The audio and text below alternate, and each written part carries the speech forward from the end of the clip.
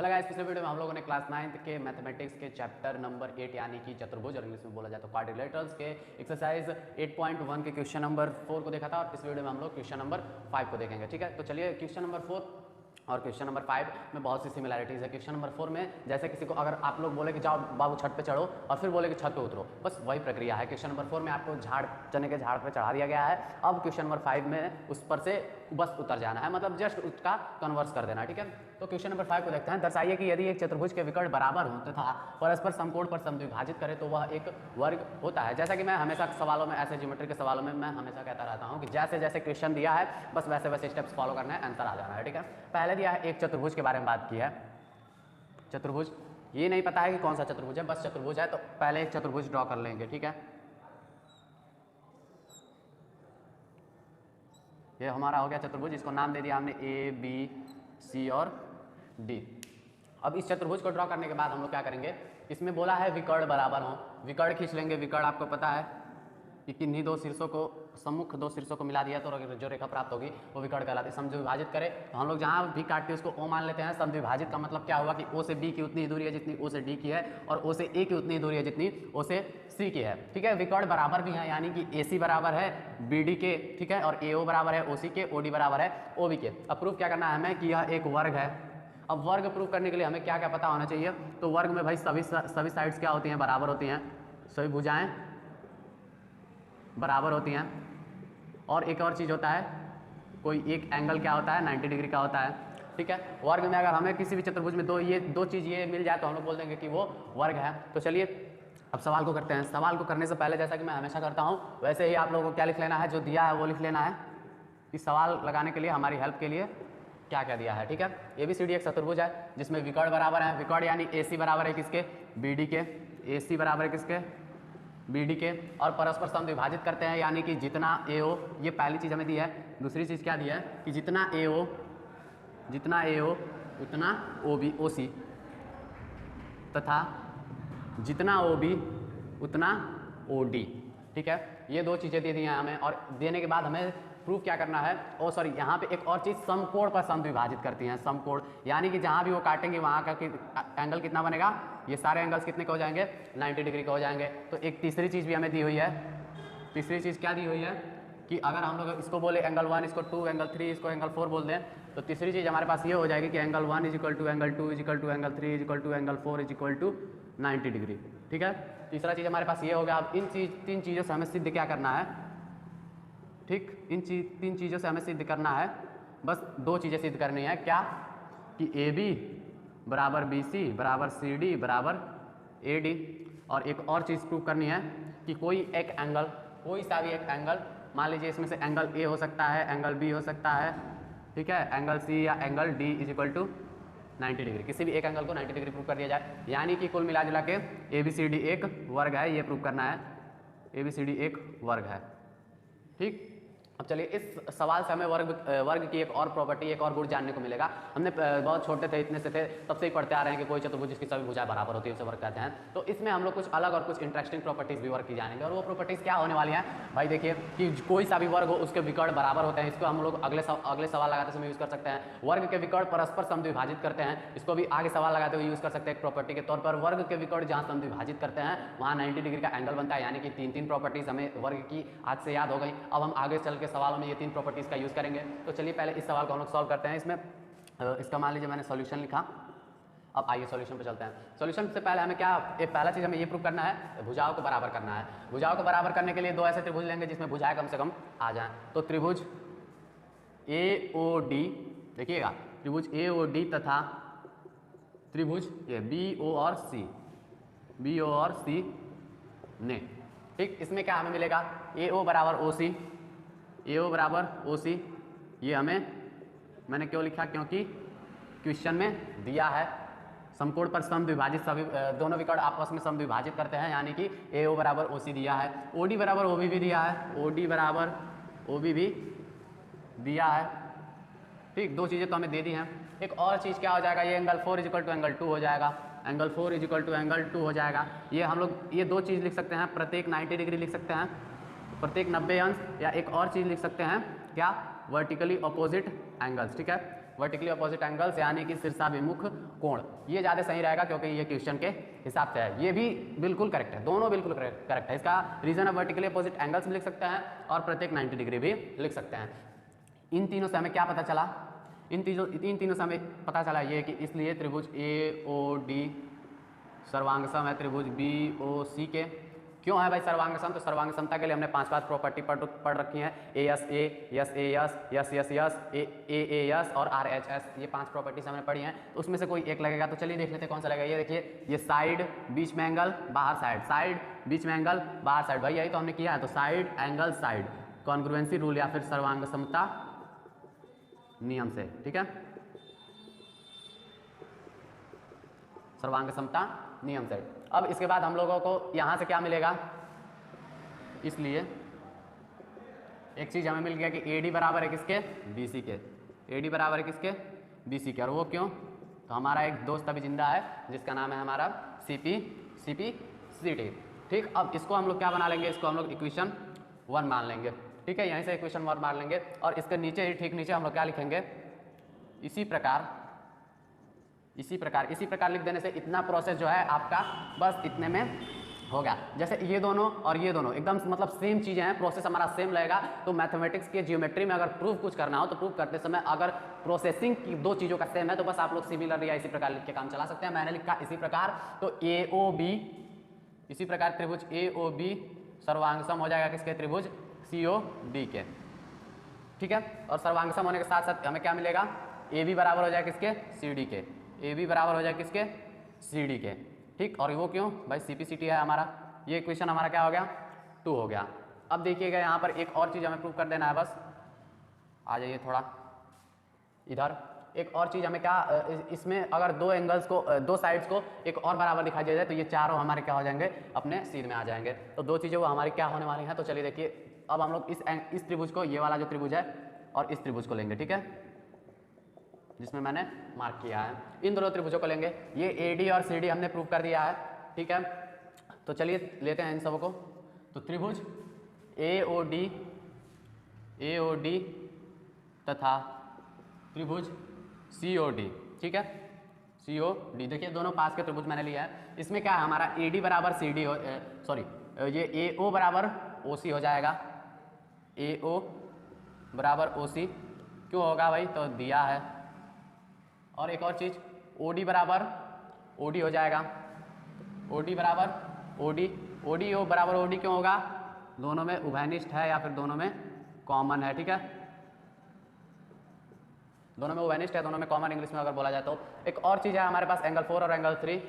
Angle 4 is equal to क्या हो जाएगा, एंगल 3 हो जाएगा। वो क्यों, प्रत्येक 90 डिग्री, ठीक है। या फिर इसका जगह पे हम लोग दिया है भी लिख सकते हैं। ये 3 चीज़ें हमें मिली। देखिए इसका प्रोसेसिंग इसके प्रोसेसिंग से थोड़ा अलग था, भले ही इसमें प्रॉपर्टीज एक ही लगा के हम लोग इसको कॉन्ग्रुएंट प्रूव करें, लेकिन इसकी प्रोसेसिंग और इसकी प्रोसेसिंग सेम थी और इसकी अलग है। तो यहाँ पे हम लोग इसी प्रकार का यूज़ बिल्कुल नहीं करेंगे और इसी प्रकार का यूज़ करने की यहाँ आप गलती बिल्कुल मत कीजिएगा, ठीक है। अब हमारे पास क्या आया, एक साइड आया, ठीक। यहाँ पे एक साइड है, यहाँ पे एक साइड है और ये बीच में एंगल्स है। तो साइड, एंगल और साइड, तो त्रिभुज क्या लिखेंगे, त्रिभुज AOD सर्वांग सम है त्रिभुज COD के। क्यों है भाई, तो साइड एंगल साइड सर्वांग समता नियम से आप लोग लिख लीजिएगा, ठीक है। यस AS सर्वांग समता नियम से। अब यहाँ से हमें क्या मिलेगा, इसलिए ये जो लाइंस है AD और CD, AD बराबर हो जाएगा किसके, CD के, क्यों, CPCT से, ठीक है। और इसको हम लोग मान लेंगे इक्वेशन 3, ठीक। अब हमारा ये प्रूव होने वाला है। अब यहाँ पे लिखेंगे ये जो मैं कर रहा हूँ इधर उधर सारे को आपको एक क्रम में अपने कॉपी में नीचे लिखना है, यानी कि मेरे जैसे एक सवाल, एक पोर्शन इधर और एक पोर्शन इधर, ऐसा नहीं करना है। सीधा मतलब आपको सीधा में लिखना है। मेरा बोर्ड तो भाई लंबा है तो मुझे ऐसा ही करना पड़ेगा, ठीक है। तो 2 चीज़ें हमने कर ली। अब देखिए थोड़ा इक्वेशन 1, 2 और 3 पर नजर डालिए। देखिएगा बस इस पर देखना है आपको। ये AD बराबर BC, AB बराबर CD और AD बराबर CD, ठीक है। यहाँ पे देखिए पहले AD को पकड़िए। AD किसके बराबर है, AD BC के बराबर है ना। तो यहाँ पे AD किसके बराबर है, CD के बराबर। ये AD BC के बराबर भी है, ये CD के बराबर भी है।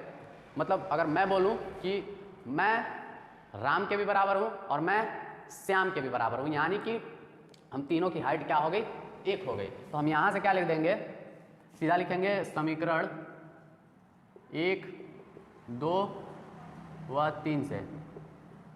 ठीक है, देखिए मैं राम के भी बराबर हूँ, मैं श्याम के भी बराबर हूँ, यानी कि मैं दोनों के बराबर हूँ, तो दोनों भी आपस में क्या होंगे, बराबर होंगे। कि यानी कि हम लोग तीनों आपस में बराबर हो गए। हम लोग की तीनों की, मान लीजिए अगर हाइट की बात करें तो तीनों की हाइट क्या होगी, समान होगी। तो वैसे ही हम लोग लिख सकते हैं, देखिए ये AD BC के भी बराबर है और ये AD CD के बराबर भी है। तो यहाँ से हम लोग AD BC के बराबर भी है और AD CD के भी बराबर है, तो BC भी किसके बराबर हो जाएगा, CD के। अब यहाँ देखिए ये जो CD है, ये CD AD के भी बराबर है और CD AB के बराबर भी है। तो AB बराबर क्या हो जाएगा, AD हो जाएगा। तो यहाँ पे CD बराबर हम लोग क्या लिख सकते हैं, AB लिख सकते हैं। देखिए यहाँ पे मैं फिर दिखा देता हूँ आपको, CD किसके बराबर है, AB के।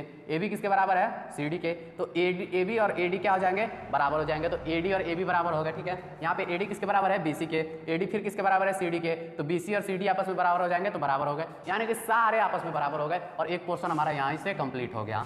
एक और चीज़ बस हमें ये दिखाना है कि ये वाला एंगल, कोई सा भी एक एंगल क्या है हमारा, कोई एक एंगल 90 डिग्री का है। चलिए मैं ये ले सकता हूँ, अगर मैं ये वाला एंगल लूँ तो इसमें हम लोग कैसे दिखा सकते हैं, ये चलिए एंगल D को मैं 90 डिग्री दिखा देता हूँ। ठीक है, यहाँ से हम लोग क्या लेंगे, त्रिभुज ACD और BCD में। ठीक है, त्रिभुज ACD तथा त्रिभुज BCD में। ठीक है, इसमें हमें क्या देखना है, इसमें क्या मिलेगा हमको, AD बराबर है किसके, BC के।